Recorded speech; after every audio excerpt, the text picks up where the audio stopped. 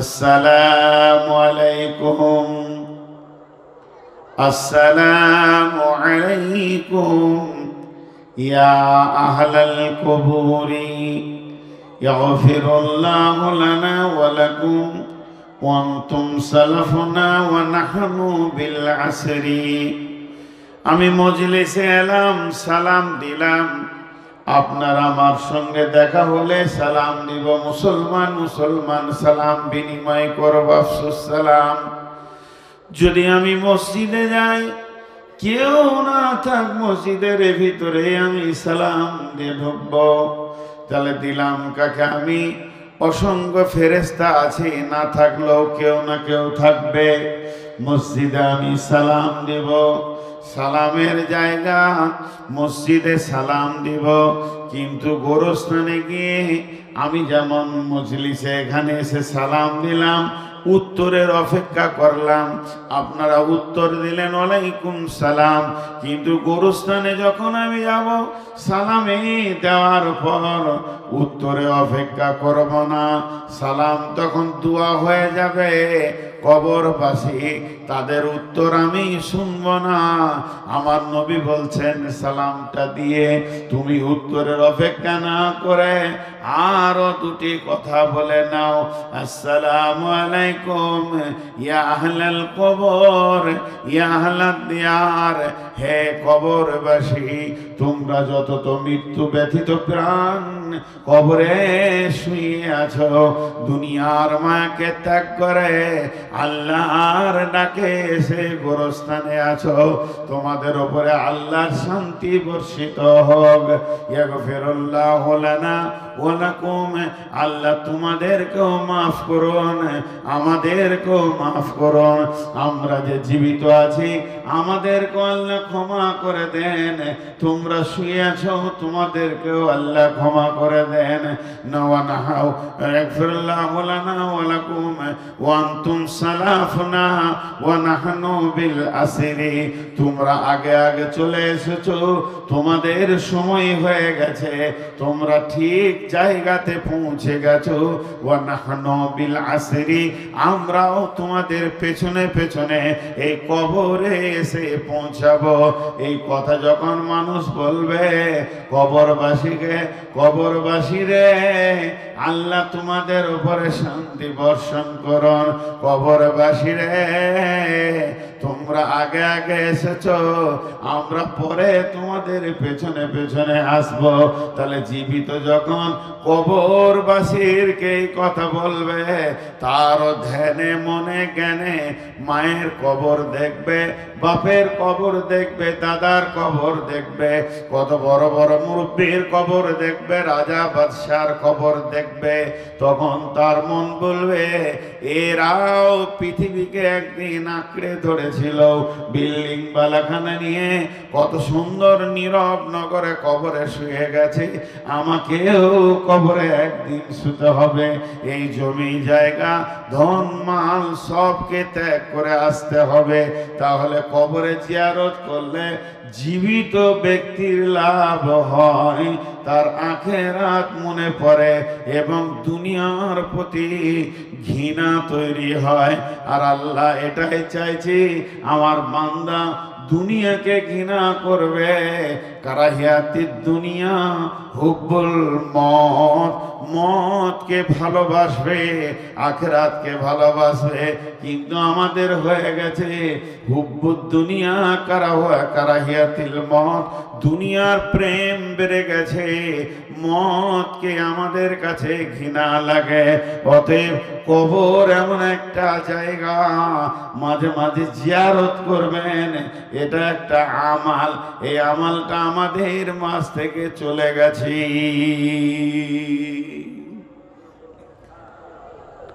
কবর জিয়ারত নাই, নাই, এ আমলটা নাই।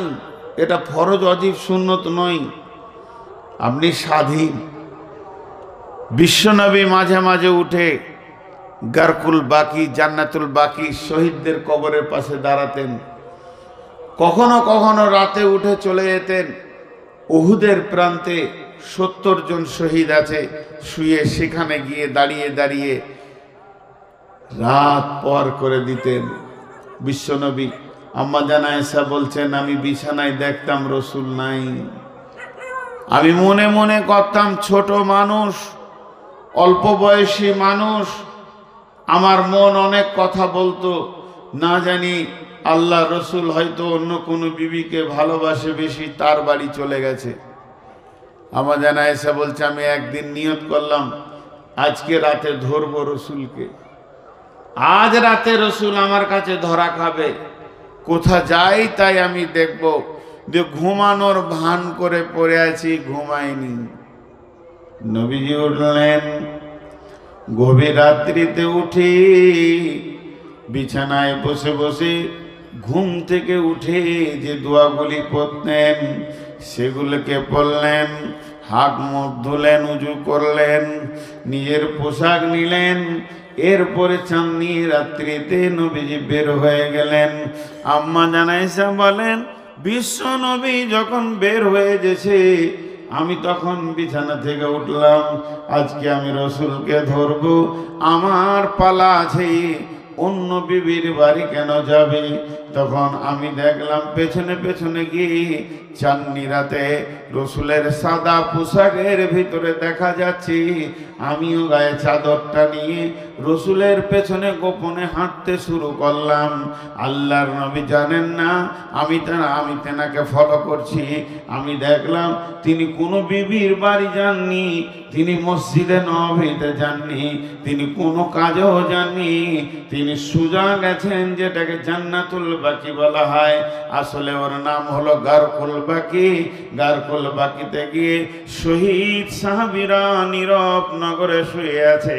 আল্লাহর নবী সেই কবরের পাশে দাঁড়িয়ে দাঁড়িয়ে অনেকটা সময় পার করে দিলেন। আল্লাহর নবী গভীর রাত্রিতে জিয়ারতে যেতেন, ওইভাবে গভীর রাত্রিতে ওঠে মসজিদের পূর্ব দিকে সোজা, উত্তর দিকে মসজিদের সোজা চলে যেতেন, যেখানে উহুদের প্রান্তে 70 জন সাহাবী শুয়ে আছেন, সেখানের জিয়ারতে যেতেন। আমাদের ভিতরে জিয়ারত নাই, আখিরাতের চিন্তা নাই, চেতনা নাই। আল্লাহ তাবারাক ওয়া তাআলা বলেন, আলহাকু মুত্তাকাসুর হাত্তা যুরতুমুল মাকাবির। পৃথিবীর প্রাচুর্য তোমাদেরকে পাগল করে দিয়েছে, উদাসীন করে দিয়েছে। পৃথিবীর প্রাচুর্য তোমাদেরকে মানা অন্ধ বানিয়ে দিয়েছে, পাগল হয়ে গেছো, ধ্যানমগ্ন এই দিকে চলে গেছে, তুমি হুঁশহারা হয়ে গেছো। যেদিন তুমি কবরে ঢুকবে সেদিন তোমার চেতনার দরজা খুলবে।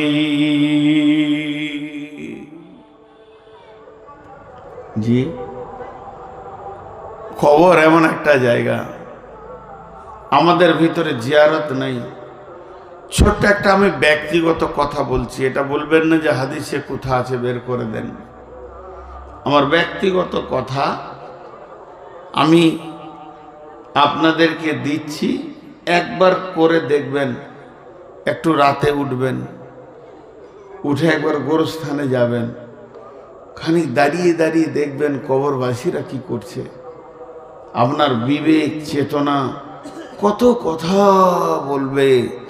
তারা নীরব নগরে শুয়ে আছে। অনেকে আবার রাতে ভয় করে, ভয়কে ইনজেকশন দিয়ে সাহস দেওয়ার কোনো ওষুধ নাই। যদি ভয়ই লাগে তো দিনে যাবেন, কিন্তু নিরিবিলিতে যাবেন, একা যাবেন। একবার গোরস্থানের দিকে তাকিয়ে দেখবেন কবরবাসী কি অবস্থায় আছে। আপনার মন, আপনার বিবেক অনেক কথা বলবে, শুধু একটা দুটা বলবে না। হ্যাঁ, আপনি একটা জানাজা দেখেন, আল্লাহর নবী বলছেন, যদি কোনো ব্যক্তি মারা যায় আর তার জানাজাতে যদি কোনো ব্যক্তি যায়, শুধু জানাজাটা পড়ে আর ফিরে চলে আসে, তাকে আল্লাহ এক কিরাতে নেকি দেবেন, এক উহুদ পাহাড়। আর যদি সেই ব্যক্তি দাফন কাফন করা পর্যন্ত সম্পূর্ণ কমপ্লিট করা পর্যন্ত থাকে, তাহলে যে জীবিত ব্যক্তিটা জানাজা পড়তে যাবে তাকে 2 পাহাড় নেকি দেওয়া হবে। এখানটা একটু মন দেন, আপনাদেরকে আমি নূর মোহাম্মদ বলছি, একটু মন দেন, বোঝানোর জন্য বলছি। এই সরকার পাড়াতে একটা লোক মারা গেছেন, কেউ যে লোকটা মারা গেছে তার খাটটা এখানে নামানো আছে, সে মৃত্যু ব্যক্তি শুয়ে আছে, আর জানাজাতে লোক আসতে শুরু করলো। দেখা গেল 100 লোক হয়েছে, 500 লোক হয়েছে, 5000 লোক হয়েছে, 500 হোক 5000 হোক, মৃত্যু ব্যক্তির কোনো লাভ নেই। 500 হোক, 5000 হোক, 5 লাখ হোক, মৃত্যু ব্যক্তির এতটুকু লাভ নাই। যদি হাদিসে থাকতো একটা লোক এলে ও 1 পাহাড় নেকি পাবে, 2টা লোক এলে ও 2 পাহাড় নেকি পাবে, 3টা লোক এলে ওই 3 পাহাড় নেকি পাবে, 4টা লোক এলে ও 4 পাহাড় লোক পাবে, যত লোক বেশি হবে ওর নেকি তত বেশি হবে, এটা হাদিসে নেই। বরং ও মৃত ব্যক্তি একটা মৃত্যু হয়েছে, লাশ আছে, আর যে জীবিতটা আসছে মাটি দিতে এদেরকে বলছে তোরা আসবি, যতজন জানাজা পড়বি চলে যাবি, 1 উহুদ পাহাড় নেকি পাবি। আর যদি পুরো কমপ্লিট করা পর্যন্ত থাকিস তাইলে 2 উহুদ পাহাড় নেকি পাবি। আল্লাহ তাবারাক ওয়া তাআলা, রসুল বলছেন তোমরা 2 উহুদ পাহাড় নেকি পাবে। লাভ তো জীবিতদের বেশি, জীবিতদের লাভ বেশি। কেন লাভ বেশি? নবীজি এত লাভ দিলেন কেন? 2 পাহাড় নেকি এদেরকে দিলেন কেন? এরা 2 পাহাড়, বরং যদি বলতো লোক যত আসবে তত পাহাড় নেকি ওই মাইয়াত লোকটা পাবে, তা বলেননি। উদ্দেশ্য হচ্ছে তোমরা জমা হও, যদি শুনে নাও কেউ মারা গেছে ওই মৃত্যুটা দেখার জন্য তোমরা জমা হও।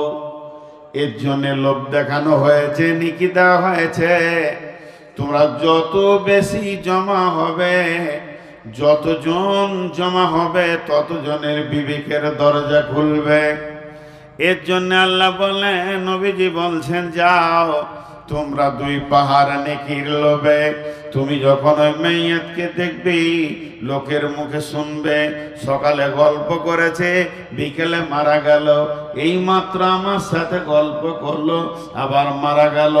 এই কথাগুলো যখন তুমি মন দিয়ে শুনবে তখন তোমার আখেরাতের চিন্তা বাড়বে, তুমি আখেরাতের চিন্তায় ধ্যানমগ্ন হবে, তোমার চিন্তাগুলো আখেরাত মুখী হয়ে যাবে। একটা জীবিত ব্যক্তি জীবিত ছিল এখন, তারপরে মরে গিয়ে জমি জায়গা ছেলে পেলে সংসার সমস্তকে ফেলে দিয়ে ধীরে ধীরে কিভাবে কবরে চলে গেল, আর জীবনে আসবে না, আর ছেলে মেয়েকে ডাকবে না, নাতিকে আদর করবে না। এই দৃশ্যটা তুমি যখন দেখবে কবরবাসীর এই অবস্থাটা, তখন তোমার আখেরাতের জ্ঞান বাড়বে, এবং শুধু আখেরাতের জ্ঞান বাড়বে না, তোমার আমলের শখ তৈরি হবে, জজবা তৈরি হবে। অতএব যখনই শুনবে কেউ মারা গেছে, দৌড়ে গিয়ে তার জানাজায় শরীক হয়ে যাও। এবার জানাজার দোয়াটা দেখেন, আল্লাহুম্মা গফির লিহাইয়িনা ওয়া মাইতিনা ওয়া শাহিদিনা ওয়া গায়িবিনা ওয়া সাগীরিনা ওয়া কাবীরিনা ওয়া যাকারিনা ওয়া উনসানা। 8টা কথা বলা হলো, আল্লাহুম্মা গফির লিহাইয়িনা ওয়া মাইতিনা ওয়া শাহিদিনা ওয়া গায়িবিনা ওয়া সাগীরিনা ওয়া কাবীরিনা ওয়া যাকারিনা ওয়া উনসানা। আল্লাহুম্মা মান আহইয়াইতাহু মিন্না ফাইহি আলাল ইসলাম ওয়া মান তাওয়াফাইতাহু মিন্না ফাতাওয়াফাহু আলাল ঈমান। দোয়াটা দেখেন, 8টা বলা হলো, 2টি দোয়া চাওয়া হলো, তাহলে প্রথমে ইমাম সাহেব বলছেন আল্লাহুম্মা গফির লি হাইয়িনা, এ আল্লাহ তুমি মাফ করো যারা জীবিত আছে, এখনো মৃত ব্যক্তির জন্য বলছে না। প্রথমে 500 লোক 1000 লোক দাঁড়িয়ে আছে, এদের জন্য মাফ চানো হলো আল্লাহুম্মা গফির লি হাইয়িনা, আল্লাহ তুমি জীবিতদের মাফ করো। 2 নম্বরে বলা হচ্ছে মাইয়িতিনা, মৃত ব্যক্তিকে মাফ করো। ওয়া শাহিদিনা, হাজির যে আছে তাকে মাফ করো। ওয়া গায়বিনা, গায়েব যে আছে আসতে পারেনি তাকে মাফ করো। ওয়া সাগীরিনা, ছোটকে মাফ করো। কাবীরিনা, বড়দের মাফ করো। বন্ধু আমার, প্রথমে মাফ চাইলো জীবিতদের, তারপরে মৃত্যু ব্যক্তি, তারপরে গায়েবে, তারপরে হাজিরা, তারপরে ছোট, তারপরে বড়, তাওয়াদাকারিনা ওয়ামসানা, তারপর পুরুষ যত আছে মাফ করো, নারী যত আছে মাফ করো। এরপরে দোয়াটা হচ্ছে আল্লাহুম্মা মান হিয়াইতাহু মিন্না ফাহি আলাল ইসলাম, আল্লাহ আমি যতদিন আমরা বেঁচে থাকবো আমাদেরকে ইসলামের উপরে বাঁচিয়ে রাখো।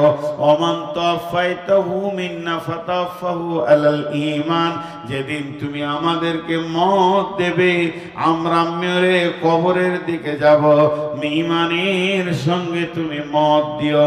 টোটাল 10টা দোয়া করা হলো। 10টার মধ্যে 9টা হলো জীবিতদের জন্য যারা পৃথিবীতে বেঁচে আছে, খালি একবার বলা হলো মৃত্যুর জন্য। তাহলে জানাজাতে জীবিতরা গেলে দোয়া বেশি পাবে। 10 ভাগের 9 ভাগ জীবিতদের জন্য দোয়া হচ্ছে, আর 1 ভাগ শুধু মাইয়েতের জন্য হয়েছে, যে মরেছে সুদখোর, চোর, লম্পট, লুচ্চা, এত বড় বেঈমান আপনি আমি দোয়া করে উদ্ধার করে দিতে পারবো না। বন্ধুরে আমার, তার আমল যখন সে মারা গেছে, নেকি আর গুনাহ 2টি তালা পড়ে গেছে, একটাও নেকি বাড়বে না, একটাও গুনাহ কমানো ক্ষমতা হবে না। তবে তার সন্তান যদি দোয়া করে গুনাহ কমবে, নেকি বাড়বে। কিন্তু শুনলেন বলে জানা যায় কেন ডাকা হলো সকলকে, যে মাইয়াত ব্যক্তিটা দেখো কেমন করে পৃথিবী ছাড়ছে। এই দৃশ্যটা দেখলে তোমারও চেতনার দরজাটা খুলে যাবে, তোমার বিবেকের দরজায় যে তালা মারা আছে ওই তালাটা খুলে গিয়ে তুমিও দেখতে পাবে আখিরাত কেমন করে সাজানো আছে। হযরত ওসমান গনি কবর দেখলে কাঁদতেন। জি ভাই, হযরত ওসমান গনি কবর দেখলে ঝরঝর করে কাঁদতেন। সাহাবীরা প্রশ্ন করেছিলেন, আমিরুল মুমিনিন, খলিফাতুল মুসলিমিন, আপনি কবরকে দেখে এত কাঁদেন কেন? তিনি বলেছিলেন, কবর হচ্ছে আখিরাতের প্রথম মঞ্জিল। আল্লাহ রসুল বলেছে যে কবরে বেঁচে যাবে সব জায়গায় বেঁচে গেল, আর কবরে যে ধরা খেয়ে গেল সে সব জায়গায় ধরা খেয়ে গেল। কবর এমন একটা জায়গা, এই জন্য আমাকে কবরের কথা শুনলে খুব ভয় লাগে, কবরের কথা শুনলে খুব ভয় লাগে। এবছর না, গত বছর বাংলাদেশে একটা জায়গায় গিয়েছিলাম, তো গোরস্থান কমিটি আছে। তো গোরস্থান কমিটি অনেক জায়গায় আছে, সেটাকে দেখাশোনা করতে হবে, ঘেরাঘেরি করতে হবে, হেফাজত করতে হবে। তো এই যেমন আজকে লেখা আছে যে গোরস্থানের সরকার পাড়া গোরস্থানের উন্নতি কল্পে, ওদেরও লেখা ছিল গোরস্থানের উন্নতি কল্পে। তো গোরস্থানের উন্নতি কি করা হবে ভাই? হ্যাঁ, গোরস্থানের উন্নতি বলবো একটু পরে বলবো, কিন্তু আমাদের জীবনে কবরকে মনে পড়ে? মনে পড়ে? পড়ে না। জীবনে কবরকে মনে পড়ে না। কবর আমাদের কাছে একটা অন্ধ জগতে থেকে গেছে। জি, অন্ধ জগতে থেকে গেছে। কত লাশ কবরে নামালাম, এই মোর হাতে কোদাল ধরিয়া কঠিন মাটির তলে গাড়িয়া দিয়েছি কত সোনা মুখ নামাইয়ে চোখের জলে। কত সুন্দর সুন্দর চেহারা, কত সুন্দর সুন্দর মায়াবী মুখ, কবরে কত নামিয়ে দিলাম। এটাই তো আমাদের কাজ। তা আমরা আজকে কোরআন বলেছে আমাদের জন্য উলাইকা কাল আনআম বাল হুম আযাল, উলাইকা কাল আনআম বাল হুম আযাল। বিশ্বনবী যখন কোনো জানাজায় যেতেন, এদিকে কবরে গোরস্থানে কাজ চলছে, জানাজা হয়ে গেছে, দাফনের কাজ চলছে, নবীজি বসে থাকতেন। এত ধ্যানের সঙ্গে আখিরাতে চিন্তায় ধ্যানমগ্ন হয়ে যেতেন। আমরা এমন একটা মানুষ, এখন দেখবেন কোনো জানাজায় যদি আপনি যান, জানাজা হয়ে গেছে, লাশ নিয়ে যাওয়া হচ্ছে, কবরে নামানো হচ্ছে, তাকে পৃথিবী থেকে বিদায় দেওয়া হচ্ছে, আর তাকে ঠেকে দেওয়া হচ্ছে। এমন সময় মানুষের ভিতরে যারা দাঁড়িয়ে আছে মাটি দেওয়ার জন্যে, ঠাট্টা আর কি কত ফাজলামো চলছে। কবরের ময়দানে গিয়ে, গোরস্থানের ময়দানে গিয়ে যদি কেউ ঠাট্টা করে, ইয়ার কি করে, মজাক করে, আনন্দ করে হাসতে হবে। হাসে জানতে হবে তার ভিতরে মনুষ্যত্বের পাঠ শেষ হয়ে গেছে। মনুষ্যত্বের যেটা তার ভিতরে পাঠ ছিল সেটা শেষ হয়ে গেছে, পশুত্বে চলে গেছে, তার থেকেও নিচে চলে গেছে। আল্লাহ তাবারাক ওয়া তাআলা বলছেন উলাইকা কাল আনআম, এরা হলো চতুষ্পর প্রাণীর মতো, বালহুম আযাল, তার থেকেও এরা নিকৃষ্ট হয়ে গেছে। সাহাবা রাদিয়াল্লাহু আজমাইনেরা কবরে যখন যেতেন, কবর দেখলে তাদের মেজাজ মর্জি অন্যরকম হয়ে যেতেন। আজকে আমাদের কবর সারা দিনে একবারও মনে পড়ে না, কিন্তু কবর প্রতিদিন 10টা কথা বলে। হে মানুষ, তুমি আজকে মাটির উপরে হাঁটছো, কালকে মাটির ভিতরে ঢুকতে হবে। আজকে আছো তুমি আলো দিবালোকের ভিতরে, অন্ধকারে তোমাকে যেতে হবে। আজকে তুমি সজ্জনদের সঙ্গে রয়েছো, একদিন তোমাকে নিরিবিলি নির্জন একা জায়গায় যেতে হবে। আজকে তুমি দামি খাবার খাচ্ছ, কালকে তোমাকে পোকাতে তিলে তিলে খাবে। আজকে তুমি গম্ভীর বড় অহংকার বড়ে হাসছ, কালকে মাটির ভিতরে তোমার অহংকারকে চুরমার করা হবে। বন্ধুরা আমার, এই চিন্তা যদি আমাদের দিলের ভিতরে একবার থাকতো, তাহলে কবর কি জিনিস আল্লাহর নবী বলছেন ইজা উদিয়াল মাইয়াতু ফিল কবরি। আমরা কবরকে নিয়ে চিন্তা করি না। জি, নবীজি বলছেন মাইয়াতকে যখন কবরে রাখা হয়, আতাহু মালাকান, তখন দুটো ফেরেশতা আছে এবং জিজ্ঞেস করে মান রব্বুকা মা দীনুকা মান নবীকা। একটা ইহুদিদের মেয়ে, মুসলিম নয়, ইহুদি মেয়ে রসুলের বাড়িতে আসলেন। আল্লাহ রসুল বাড়িতে ছিলেন না। আম্মা জান আয়েশাকে বললেন, মা কিছু আছে আমাকে ভিক্ষা দাও। ভিখারি মেয়ে, ভিখারি মেয়ে, ইহুদি মেয়ে রসুলের বাড়িতে এসেছে, আম্মা জান আয়েশার কাছে কিছু চাইলো। তো আম্মা জান আয়েশা বলছে কিছুই ছিল না, মাত্র 2টো খেজুর ছিল, ওর হাতে দিলাম। তো ইহুদিদের মেয়েটা খেজুরটা হাতে নিয়ে দোয়া দিচ্ছে, আল্লাহ তোমাকে কবরে আযাব থেকে মুক্তি দেন। আম্মা জান আয়েশা বলছে আমি অবাক হয়ে গেলাম, কবরে কি আযাব হবে নাকি? বিশ্বনবী বাড়িতে আসলেন, আম্মা জান আয়েশা জিজ্ঞেস করছেন, ইয়া রাসূলুল্লাহ কবরে আযাব হবে? আল্লাহ নবী বলেন আযাবাল কবরে হাকুন, কবরে আযাব সত্য, তুমি জানো না কবরে আযাব হবে? তখন আম্মা জান আয়েশা বললেন, জি, একটা মেয়ে এসেছিল ইহুদিদের, ভিক্ষা চাইলো, আমি ওকে মাত্র 2টি খেজুর দিয়েছি, তার বদলাই ও আমাকে দোয়া দিল যে আল্লাহ তোমাকে কবরে আযাব থেকে মুক্তি দান করুন। তাহলে কবরে আযাব সত্য? আম্মা জান আয়েশা বলছেন, তারপর থেকে আমি খেয়াল করি রসুলের দিকে, সালাত পড়ে দোয়া পড়ে খেয়াল করি। আমি বাড়িতে শুয়ে থাকি, উনি বাড়িতে নামাজ পড়েন, তাহাজ্জুদ পড়েন, খেয়াল করি এমন কোনো নামাজ নাই যে নামাজের শেষে উনি কবরে আযাব থেকে মুক্তি চাননি, নফল হোক, সুন্নত হোক, অজিব হোক, বেতির হোক, এমন কোনো নামাজ আমি পাইনি যে নামাজের শেষে কবরে আযাব থেকে মুক্তি চাননি। আল্লাহ রসুল আমাদের জন্য ওই দোয়াটা দিয়ে দিয়েছেন, দেননি? আল্লাহুম্মা ইন্নী আউযু বিকা মিন আযাবিল কবরি ওয়া আউযু বিকা মিন ফিতনাতিল মাসিহিদ দাজ্জালি ওয়া আউযু বিকা মিনাল মাহইয়াই ওয়াল মামাতি আল্লাহুম্মা ইন্নী আউযু বিকা মিনাল মাসামি ওয়াল মাগরাম। বন্ধু আমার, এই দোয়াটা আল্লাহ রসুল সলাতের শেষে পড়েছেন। অতএব কবরের আযাব কত গুরুত্বপূর্ণ আযাব, যার জন্য আল্লাহ রসুল প্রত্যেকটি নামাজে মাস্ট করে দিয়েছেন কবরে আযাব থেকে আল্লাহর কাছে মুক্তি চাও। শুধু তাই নয়, দাজ্জালের ফিতনা থেকে মুক্তি চাও। দুটিকে এত গুরুত্ব দিয়েছেন, তাই তিনি বলেছেন আল্লাহুম্মা ইন্নী আউযু বিকা মিন আযাবিল কবরি ওয়া আউযু বিকা মিন ফিতনাতিল মাসিহিদ দাজ্জাল। এই দুটি দোয়া চেয়েছেন। কবরের আযাব এত কঠিন আযাব, কবর থেকে যে বাঁচবে সব জায়গায় বেঁচে যাবে। আল্লাহ তাবারক ওয়া তাআলা এমন একটা মানুষ নাই যে আলামে বারজাকে যাবে না।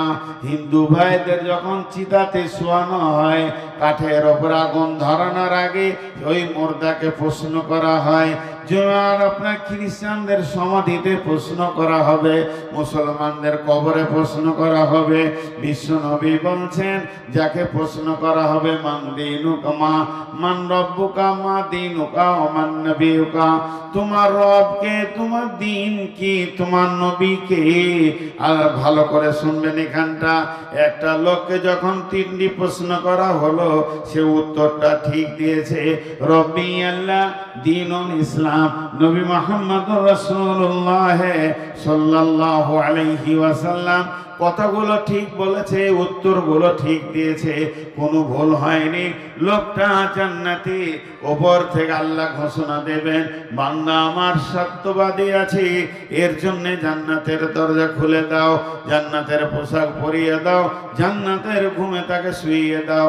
কিন্তু বন্ধুরে, যখন ঠিক উত্তরটা দেওয়া শেষ হবে, আল্লাহ রসুল বলছেন ওই লোকটির জন্য জাহান্নামের দরজা খুলে দেওয়া হবে। জাহান্নামের আগুন সে দেখবে, ভয়াবহ দেখবে। একে ওপরে আগুন যেন চিক মারছে, ছেঁড়াছিড়ি লড়াই করছে। এই দৃশ্যটা যখন এই জান্নাতি লোকটা দেখবে, ফেরেশতা বলবে, বন্ধু, হে আল্লাহর গোলাম, আল্লাহ তোমাকে মাফ করেছে, দয়া করেছে, আল্লাহ তোমাকে তৌফিক দিয়েছে, তুমি প্রশ্নের উত্তর দিতে পেরেছ, নচেত ওইটাই তোমার জায়গা হতো। আল্লাহ তোমাকে চিরদিনের জন্য ক্ষমা করে দিয়েছেন, তুমি জান্নাতি ঘুমে নিদ্রায় শুয়ে যাও। কিন্তু যে লোকটা উত্তর দিতে পারবে না, যার দ্বারা উত্তর দেওয়া সম্ভব হবে না, হা আলা আদেরি, এই কথা যে বলবে, আহা আমি তো কিছুই গুলো বুঝি না, জানি না, এর জন্যে জান্নাতের দরজাটা খুলে দিয়ে বলা হবে, ওটাই তোমার চির সুখের জায়গা ছিল। তুমি হতভাগা, তুমি নিজের আখিরাতকে গোছাতে পারোনি, আল্লাহকে সন্তুষ্ট করতে পারোনি, আল্লাহকে রসুলের হুকুমের উপরে চলতে পারোনি। আল্লাহ তোমাকে এই রকম দামি জায়গা থেকে মাহরুম করেছে। তুমি জাহান্নামের মোরাক হয়ে গেছো, জাহান্নামী অবস্থায় তোমাকে কিয়ামত পর্যন্ত কাটাতে হবে। আল্লাহ রসুল বলছেন, কবর হলো একটা জান্নাতের টুকরো কিংবা জাহান্নামের গর্ত। অতএব কবর যে যাবে, কবরে যাওয়ার আগে কবরের পুঁজি বানাও। চালাককে, চালাক একটা শব্দ আছে, ছয়াকার লয়াকার ক, চালাক। আমরা এই যুগের লোক মিথ্যুককে চালাক বলি, মিথ্যুককে চালাক বলি, আর সত্যবাদীকে বোকা খ্যাপা বলি। ওর হুঁশ নেই, বোকা খ্যাপা। আর যে মিথ্যা বলেছে ও চালাক। আপনি এখানে বসে আছেন, আপনি এখানে বসে আছেন, উদাহরণটা শুনেন। আর দুটা ছাত্র, এই মাদ্রাসায় আমি পড়াই, আমারই দুটা ছাত্র ঝগড়া করছে। তো ওর মধ্যে একজনার দোষ আছে, সে আগে হাত উঠিয়েছে, দিয়ে দুজনার লড়াই শুরু হয়েছে। এরই মাঝে আমি চলে এসেছি, এই তোরা এমন কেন করছিস রে, কি হলো তোদের বল। লাঠি হাতে নিয়েছি। যে বদমাস প্রথমে শুরু করেছে মারতে, একদম মিথ্যা কথা বলে দিল, ঝাড়াঝাড় ঝাড়াঝাড় ঝাড়াঝাড়, এত মিথ্যা কথা বলছে অনর্গল। আমি ওকে সত্য মনে করলাম। আর যে ছেলেটা সত্য কথা বলেছি আমি ওকে মেরেছি, ও আমাকে মারলো, তাই ওকে আমি মারলাম। ও দুলাঠি খেলো। আমি যখন চলে গেলাম তখন আপনি রিজাল্ট দিচ্ছেন, কত চালাক। ওই মিথ্যুককে আপনি চালাক বলছেন। इस जमाना के लोग झूठ को हुनर समझते हैं जी, और सच को आइब समझते हैं। সত্য কথা যে বলে মার খায় সে হলো খ্যাপা, আর যে সত্য কথা বলে মিথ্যা কথা বলে বেঁচে যায় সে হলো বুদ্ধিমান। এটা এখনকার প্রমাণ। কিন্তু সাহাবা রাদিয়াল্লাহু মাজমাইনদের জিন্দেগি কি ছিল? সত্য কথা বলবো, আখিরাতটা ক্লিয়ার রাখবো, দুনিয়াতে সাজা নেব।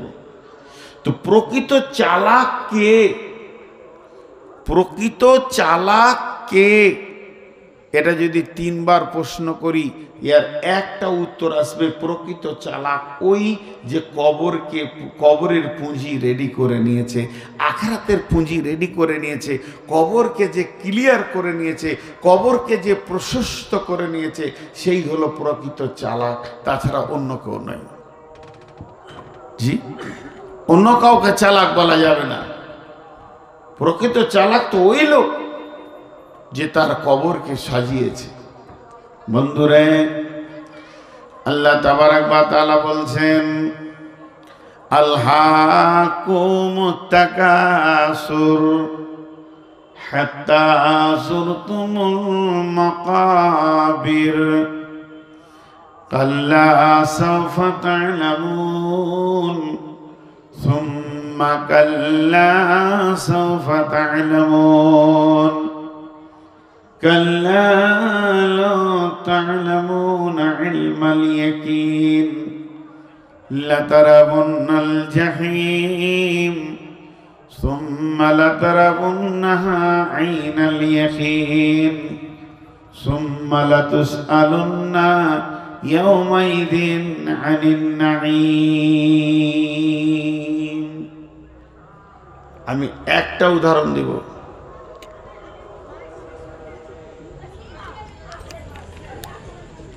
কটা জলসা হচ্ছে আজকে? তিনটে লাগে। গোটা রাস্তায় গোটা 10 দেখে এলাম। আপনাদের এই ভগবান গোলা, লাল গোলা, জঙ্গিপুর এই এলাকায় লোক এই ঈদের পরে পরে জালসা করে। এবার একই এলাকায় 4টা 5টা 3টে 6টা জালসা হয়, লোকজন কম হয়। আর একটা জায়গা আছে 24 পরগনা, মানে একই দিনে 35-40টা জালসা হয় একই সাথে, একটা দুটা লয়। মিলাদুন নবী সব বেরেলিওরা।